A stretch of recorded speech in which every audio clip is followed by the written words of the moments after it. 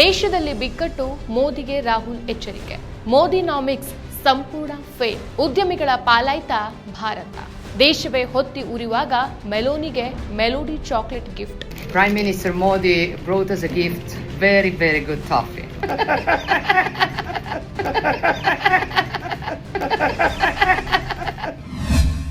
ನಮಸ್ಕಾರ, ಈ ದಿನಕ್ಕೆ ಸ್ವಾಗತ. ನಾನು ಶ್ರೀ ಪವಿತ್ರ. ಭಾರತದ ರಾಜಕೀಯ ಮತ್ತು ಆರ್ಥಿಕ ವಲಯದಲ್ಲಿ ಸದ್ಯ ದೊಡ್ಡ ಮಟ್ಟದ ವಾಕ್ಸಮರ ಹಾಗೂ ಚರ್ಚೆಗಳು ಮುನ್ನೆಲೆಗೆ ಬಂದಿದೆ.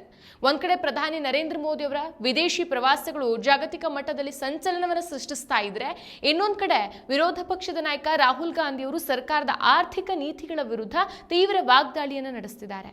ದೇಶದ ಆಂತರಿಕ ಸಮಸ್ಯೆಗಳು, ಇಂಧನ ದರ ಏರಿಕೆ, ಜಾಗತಿಕ ಬಿಕ್ಕಟ್ಟುಗಳು ಮತ್ತು ರಾಜತಾಂತ್ರಿಕ ನಡೆಗಳ ಸುತ್ತ ಇಡೀ ದೇಶದ ಗಮನ ಈಗ ಕೇಂದ್ರೀಕೃತವಾಗಿದೆ. ಕೇಂದ್ರ ಸರ್ಕಾರದ ಆರ್ಥಿಕ ನೀತಿಗಳನ್ನ ಕಟುವಾಗಿ ಟೀಕಿಸಿರುವಂತಹ ರಾಹುಲ್ ಗಾಂಧಿ, ಪ್ರಧಾನಿ ನರೇಂದ್ರ ಮೋದಿ ಅವರ ಆಡಳಿತಾವಧಿಯಲ್ಲಿ ದೇಶದ ಆರ್ಥಿಕ ವ್ಯವಸ್ಥೆಯು ಕೇವಲ ಕೆಲವು ಆಯ್ದ ಉದ್ಯಮಿಗಳ ಹಿತಾಸಕ್ತಿಗಾಗಿ ಕೆಲಸ ಮಾಡ್ತಾ ಇದೆ ಅಂತ ಆರೋಪಿಸಿದ್ದಾರೆ. ಅದಾನಿ ಮತ್ತು ಅಂಬಾನಿ ಅಂತ ಬೃಹತ್ ಕಾರ್ಪೊರೇಟ್ ಸಂಸ್ಥೆಗಳಿಗೆ ದೇಶದ ಆಸ್ತಿಯನ್ನ ಧಾರೆ ಎರೆಯಲಾಗ್ತಾ ಇದೆ ಅಂತ ಹೇಳಿದ್ದಾರೆ. ಸೊ ಪ್ರಧಾನಿ ಮೋದಿ ಅವರ ಆರ್ಥಿಕ ನೀತಿಗಳನ್ನ ಮೋದಿನಾಮಿಕ್ಸ್ ಅಂತ ಕರೆದಿರುವಂತಹ ರಾಹುಲ್ ಗಾಂಧಿ, ಈ ನೀತಿಗಳು ಸಂಪೂರ್ಣವಾಗಿ ವಿಫಲವಾಗಿದೆ ಅಂತ ದೂರಿದ್ದಾರೆ.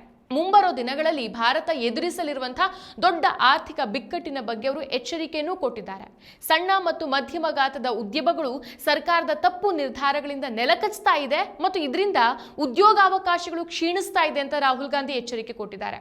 ಸೊ ದೇಶ ಪ್ರೇಮ, ರಾಷ್ಟ್ರಭಕ್ತಿ, ದೇಶಕ್ಕಾಗಿ ತ್ಯಾಗ ಮುಂತಾದವುಗಳ ವೈಫಲ್ಯದ ನಂತರ ಪ್ರಧಾನಿ ಮೋದಿಯವರು ಮೇ 10ಕ್ಕೆ ಹೈದರಾಬಾದಲ್ಲಿ ದೇಶದ ಪ್ರಜೆಗಳು ತ್ಯಾಗ ಎಂಬ ಸೊಂಟದ ಪಟ್ಟಿಯನ್ನ ಬಿಗಿ ಮಾಡಬೇಕಾದಂತ ಸಪ್ತ ಸೂತ್ರಗಳನ್ನ ನೀಡಿದ್ರು. ಚಿನ್ನದ ಖರೀದಿಯನ್ನ ನಿಲ್ಲಿಸಬೇಕು ಅಂದಿದ್ರು, ಮನೆಯಿಂದಲೇ ಕೆಲಸ ಮಾಡಿ ಅಂದಿದ್ರು, ಇಂಧನ ತೈಲ ಬಳಕೆ ಕಡಿಮೆ ಮಾಡಿ ಅಂದಿದ್ರು, ಅಡುಗೆ ಅನಿಲ ಉಳಿತಾಯ ಮಾಡಿ ಅಂದಿದ್ರು, ರಸಗೊಬ್ಬರ ಬಳಕೆ ಕಡಿಮೆ ಮಾಡಿ ಸಾವಯವ ಕೃಷಿಯನ್ನು ಅಳವಡಿಸಿಕೊಳ್ಳಿ ಅಂತ ಅಂದಿದ್ರು. ಕೊನೆಗೆ ವಿದೇಶಗಳಿಗೆ ಹೋಗೋದನ್ನ ನಿಲ್ಲಿಸಿ ಸ್ವದೇಶಿ ವಸ್ತುಗಳನ್ನ ಬಳಸಿ ಅನ್ನೋದು ಮೋದಿ ಕೊಟ್ಟ ತ್ಯಾಗದ ಕರೆಯಾಗಿತ್ತು.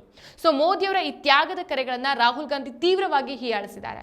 ಸೊ ಸಾಮಾನ್ಯ ಜನರ ಅಗತ್ಯತೆಗಳನ್ನ ಅರ್ಥ ಮಾಡಿಕೊಳ್ಳುವಲ್ಲಿ ಸರ್ಕಾರ ವಿಫಲವಾಗಿದೆ ಅನ್ನೋದಕ್ಕೆ ಈ ಸಲಹೆಗಳೇ ಸಾಕ್ಷಿ ಅಂತ ರಾಹುಲ್ ಗಾಂಧಿ ಹೇಳಿದ್ರು. ಸೊ ಇಂಧನ ದರಗಳ ನಿರಂತರ ಏರಿಕೆ ಜನಸಾಮಾನ್ಯರ ದೈನಂದಿನ ಬದುಕಿನ ಬಜೆಟ್ ಅನ್ನ ಸಂಪೂರ್ಣವಾಗಿ ಅಸ್ತವ್ಯಸ್ತಗೊಳಿಸಿದೆ. ಸೊ ಅಮೆರಿಕದ ಜೊತೆಗಿನ ಇತ್ತೀಚಿನ ವ್ಯಾಪಾರ ಒಪ್ಪಂದಗಳು ಕೂಡ ದೇಶದ ಸಣ್ಣ ವ್ಯಾಪಾರಿಗಳ ಮೇಲೆ ಮತ್ತು ಸ್ಥಳೀಯ ಮಾರುಕಟ್ಟೆಯ ಮೇಲೆ ಗಂಭೀರವಾದ ನಕಾರಾತ್ಮಕ ಪರಿಣಾಮಗಳನ್ನು ಬೀರ್ತಾ ಇದೆ ಅಂತ ರಾಹುಲ್ ಗಾಂಧಿ ಆತಂಕವನ್ನು ವ್ಯಕ್ತಪಡಿಸಿದ್ರು. ಸೊ ಇದೇ ಸಮಯದಲ್ಲಿ ಪ್ರಧಾನಿ ನರೇಂದ್ರ ಮೋದಿ ಅವರು 5 ದಿನಗಳ ಸುದೀರ್ಘ ವಿದೇಶ ಪ್ರವಾಸದಲ್ಲಿದ್ದಾರೆ. ಸೊ ದೇಶದ ಒಳಗಡೆ ಇಂಧನ ಬೆಲೆ ಏರಿಕೆ, ನಿರುದ್ಯೋಗ ಮತ್ತು ಆರ್ಥಿಕ ಅಸ್ಥಿರತೆಯಿಂದಾಗಿ ಜನಸಾಮಾನ್ಯರು ಕಷ್ಟಪಡ್ತಾ ಇದ್ರೆ, ಪ್ರಧಾನಿಯವರು ವಿದೇಶಿ ಪ್ರವಾಸಗಳಲ್ಲಿ ಬ್ಯುಸಿಯಾಗಿದ್ದಾರೆ ಎಂಬ ಆಕ್ರೋಶ ಸಾರ್ವಜನಿಕ ವಲಯದಲ್ಲಿ ಕೇಳಿಬರ್ತಾ ಇದೆ. ದೇಶದ ಆಂತರಿಕ ಬಿಕ್ಕಟ್ಟುಗಳನ್ನು ಪರಿಹರಿಸುವ ಬದಲು ಅಂತಾರಾಷ್ಟ್ರೀಯ ವೇದಿಕೆಗಳಲ್ಲಿ ಭಾಷಣ ಮಾಡೋದಕ್ಕೆ ಆದ್ಯತೆಯನ್ನು ನೀಡಲಾಗ್ತಾ ಇದೆ ಎಂಬುದು ವಿಮರ್ಶಕರ ಪ್ರಮುಖ ಆರೋಪವಾಗಿತ್ತು. ಸೊ ಇಟಲಿ ಪ್ರವಾಸದ ಸಂದರ್ಭದಲ್ಲಿ ಪ್ರಧಾನಿ ಮೋದಿ ಅವರು ಅಲ್ಲಿನ ಪ್ರಧಾನಿ ಜಾರ್ಜಿಯಾ ಮೆಲೋನಿ ಅವರಿಗೆ ಮೆಲೋಡಿ ಚಾಕ್ಲೇಟ್ ಅನ್ನ ಉಡುಗೊರೆಯಾಗಿ ನೀಡಿದ ಘಟನೆ ಸಾಮಾಜಿಕ ಜಾಲತಾಣಗಳಲ್ಲಿ ಭಾರಿ ವೈರಲ್ ಆಗ್ತಾ ಇದೆ. ರಾಜತಾಂತ್ರಿಕವಾಗಿ ಇದು ಹಗುರವಾದ ಮತ್ತು ಸ್ನೇಹಪರ ನಡೆಯಾಗಿ ಕಂಡುಬಂದರೂ ಸಹ ದೇಶದ ಪರಿಸ್ಥಿತಿಗೆ ಹೋಲಿಸಿದಾಗ ಇದು ವಿರೋಧಾಭಾಸವಾಗಿ ಕಾಣ್ತಾ ಇದೆ ಅಂತ ವಿಪಕ್ಷಗಳು ಟೀಕಿಸ್ತಾ ಇದೆ. ದೇಶದ ಆರ್ಥಿಕತೆಯು ಸಂಕಷ್ಟದಲ್ಲಿರುವಾಗ ಇಂತಹ ಪ್ರಚಾರದ ವಿಷಯಗಳು ಮುನ್ನೆಲೆಗೆ ಬರ್ತಾ ಇರೋದು ಸರಿಯಲ್ಲ ಅನ್ನೋದು ಅನೇಕರ ಅಭಿಪ್ರಾಯ ಕೂಡ. ಸೊ ಯಾವುದೇ ಒಂದು ದೇಶದ ಆರ್ಥಿಕತೆಯ ಬೆನ್ನೆಲುಬಲ್ಲಿನ ಸಾಮಾನ್ಯ ಜನ ಮತ್ತು ಸಣ್ಣ ಉದ್ಯಮಿಗಳಾಗಿರ್ತಾರೆ. ಆದರೆ ಪ್ರಸ್ತುತ ಪರಿಸ್ಥಿತಿಯಲ್ಲಿ ಇವರಿಬ್ಬರೂ ಸಹ ತೀವ್ರ ಸಂಕಷ್ಟಕ್ಕೆ ಸಿಲುಕಿದ್ದಾರೆ. ಪೆಟ್ರೋಲ್ ಮತ್ತು ಡೀಸೆಲ್ ಬೆಲೆಗಳು ಹೆಚ್ಚಾದಾಗ ಕೇವಲ ಸಾರಿಗೆ ವೆಚ್ಚ ಮಾತ್ರ ಹೆಚ್ಚಾಗುವುದಿಲ್ಲ, ಬದಲಿಗೆ ನಿತ್ಯ ಬಳಕೆಯ ತರಕಾರಿ, ಧಾನ್ಯ ಸೇರಿದಂತೆ ಎಲ್ಲಾ ಅಗತ್ಯ ವಸ್ತುಗಳ ಬೆಲೆಗಳು ಸಹ ಗಗನಕ್ಕೆ ಇರುತ್ತೆ. ಇಂತಹ ಬಡ ಮತ್ತು ಮಧ್ಯಮ ವರ್ಗದವರ ಜೀವನವನ್ನ ಇದು ದುಸ್ತರಗೊಳಿಸುತ್ತೆ. ಸೊ ಜಾಗತಿಕ ಮಟ್ಟದಲ್ಲಿ ಮಾಡಿಕೊಳ್ಳುವಂತಹ ಮುಕ್ತ ವ್ಯಾಪಾರ ಒಪ್ಪಂದಗಳು ದೊಡ್ಡ ಕಾರ್ಪೊರೇಟ್ ಕಂಪನಿಗಳಿಗೆ ಲಾಭ ತಂದುಕೊಡ್ಬಹುದೇ ಹೊರತು ಸ್ಥಳೀಯ ಮಾರುಕಟ್ಟೆಯಲ್ಲಿ ಸಣ್ಣ ವ್ಯಾಪಾರ ಮಾಡೋರಿಗೆ ಸ್ಪರ್ಧೆ ನೀಡೋ ಕಷ್ಟ ಆಗೋಗ್ಬಿಡತ್ತೆ. ಸೊ ರಾಹುಲ್ ಗಾಂಧಿ ಅವರು ಪ್ರಸ್ತಾಪಿಸಿರುವಂತಹ ಈ ಅಂಶಗಳು ದೇಶದ ಸದ್ಯದ ವಾಸ್ತವ ಸ್ಥಿತಿಯನ್ನು ಬಿಂಬಿಸುತ್ತೆ. ಜಾಗತಿಕ ಬಿಕ್ಕಟ್ಟಿರೋದು ನಿಜವಾದ್ರೂ ಸಹ ಅದಕ್ಕೆ ದೇಶದ ಜನರನ್ನು ಸಿದ್ಧಗೊಳಿಸುವಲ್ಲಿ ಮತ್ತು ದೇಶೀಯ ಮಾರುಕಟ್ಟೆಯನ್ನು ರಕ್ಷಿಸುವಲ್ಲಿ ಸರ್ಕಾರದ ನೀತಿಗಳು ಜನಪರವಾಗಿರಬೇಕು ಅನ್ನೋ ಸಾರ್ವಜನಿಕ ಒತ್ತಾಯ ಹೆಚ್ಚಾಗ್ತಾ ಇದೆ.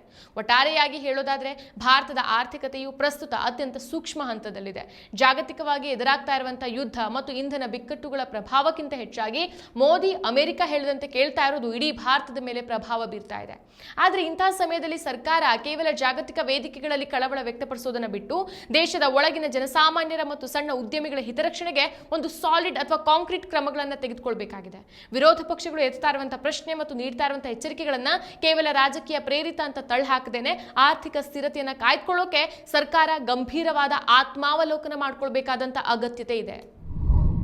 ಮತ್ತಷ್ಟು ವಿಶೇಷ ವಿಡಿಯೋಗಳನ್ನು ನೋಡಲು ಮತ್ತು ಹೊಸ ವಿಡಿಯೋಗಳ ಬಗ್ಗೆ ತಿಳಿಯಲು ಈ ದಿನ .com ಯೂಟ್ಯೂಬ್ ಚಾನೆಲ್ ಸಬ್ಸ್ಕ್ರೈಬ್ ಮಾಡಿ ಮತ್ತು ಬೆಲ್ ಐಕಾನ್ ಕ್ಲಿಕ್ ಮಾಡಿ.